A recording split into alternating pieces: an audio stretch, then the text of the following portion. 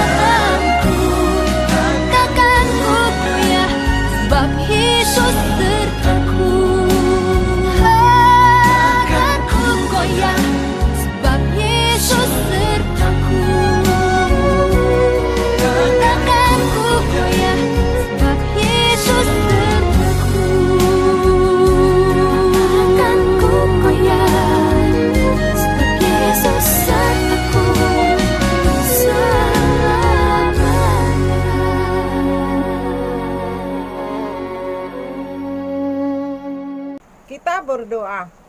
Bapa di surga, terima kasih atas kebaikan-Mu kepada kami. Tuhan, lindungi kami di perjalanan sehingga kami sampai ke sekolah dengan selamat. Berkati kami dalam belajar sehingga kami jadi anak yang pintar. Berkati guru-guru kami, berkati orang tua kami, berikan kesehatan, kekuatan dalam membimbing kami. Ajari kami Tuhan melakukan yang terbaik untuk kemuliaan-Mu. Ampuni dosa-dosa kami Tuhan dan layakkanlah kami di hadapan-Mu. Terima kasih Tuhan. Amin. Materi pelajaran kita minggu yang lalu, hidup beriman. Materi hari ini, hidup berpengharapan, bab 2 halaman 10. Bacaan Alkitab 2 Korintus 4 ayat 8. Kita baca bersama. Kamu telah kenyang, kamu telah menjadi kaya. Tanpa kami, kamu telah menjadi raja. Alangkah baiknya kalau benar demikian, bahwa kamu telah menjadi raja, sehingga kami pun turut menjadi raja dengan kamu. Tujuan pembelajaran memahami hidup berpengharapan. Sekarang Ibu berikan pretest. Siapakah pengharapan itu? Yang PJJ anak Ibu di rumah tetap dijawab. Setelah dijawab, fotokan dan kirim kembali kepada Ibu.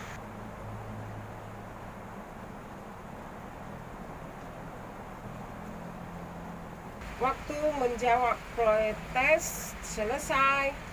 Nah, sekarang Ibu berikan waktu untuk membaca dengan waktu 5 menit. Buka buku halaman 10. Hidup berpengharapan.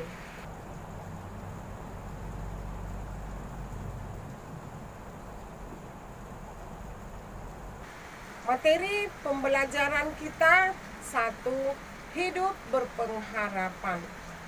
2. Berharap akan kedatangan Mesias. 3. Pengharapan menurut Alkitab. Nah, sekarang dengarkan yang pertama. Hidup berpengharapan.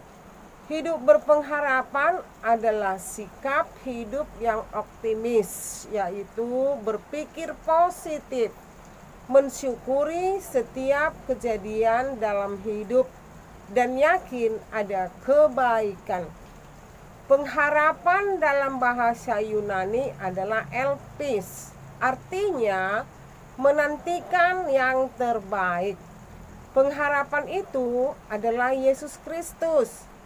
Yesus Kristus adalah satu-satunya harapan bagi keselamatan manusia. Dari cerita buku halaman 10, Ibu Monica tidak putus asa, tidak kehilangan pengharapan. Ia terus mendoakan anaknya. Doa Ibu Monica 20 tahun lamanya terjawab.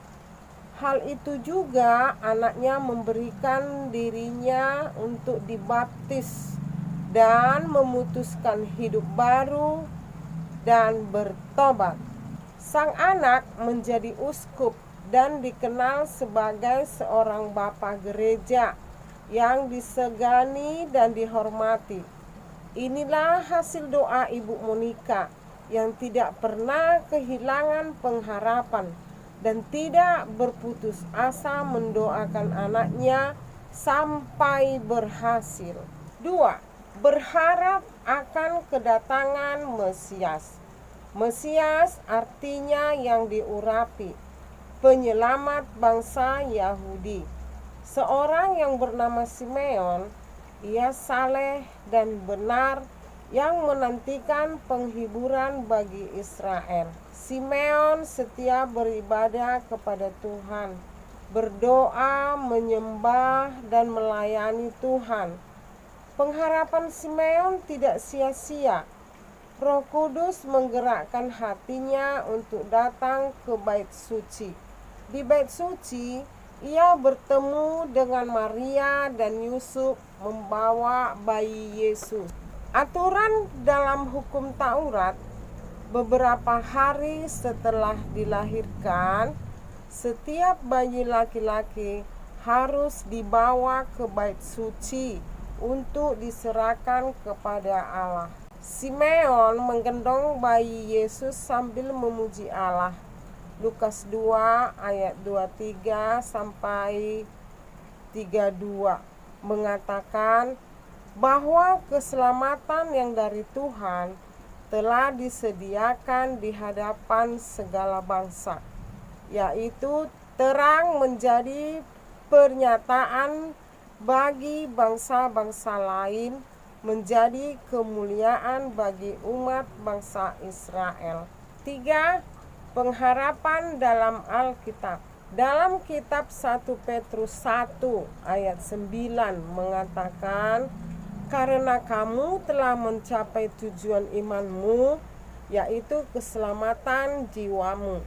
Jadi saat kita percaya kepada Tuhan Yesus Kristus, tujuan utamanya adalah keselamatan jiwa.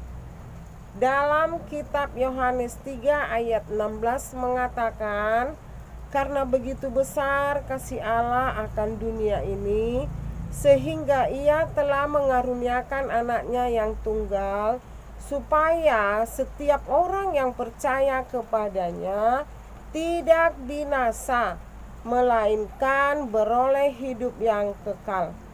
Inilah pengharapan yang sesungguhnya di dalam Tuhan Yesus Kristus, yaitu di kekekalan nanti kita tidak mendapat bagian dalam kebinasaan, tetapi kita mendapat bagian di dalam kehidupan kekal bersama-sama dengan Tuhan Yesus di dalam kerajaannya. Kesimpulan, pengharapan adalah keyakinan hal-hal yang baik akan datang.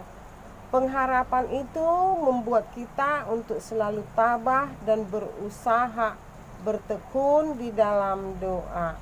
Tugas atau postes. Buka buku halaman 14 bagian G. Evaluasi. Kata penutup, pelajaran minggu depan lanjutan bab 2 bagian C dan D. Kita berdoa. Terima kasih Tuhan, kami telah selesai belajar agama. Berkati kami Tuhan, apa yang kami terima dari guru kami bisa mempraktekkan sehari-hari dalam kehidupan kami. Ajari kami Tuhan selalu berbuat baik. Ampuni dosa kami Tuhan, layakkan kami di hadapan Tuhan. Di dalam nama Tuhan Yesus kami berdoa. Amin. Sampai di sini pelajaran kita hari ini. Jangan lupa prokes 3M. Sampai jumpa. Tuhan memberkati.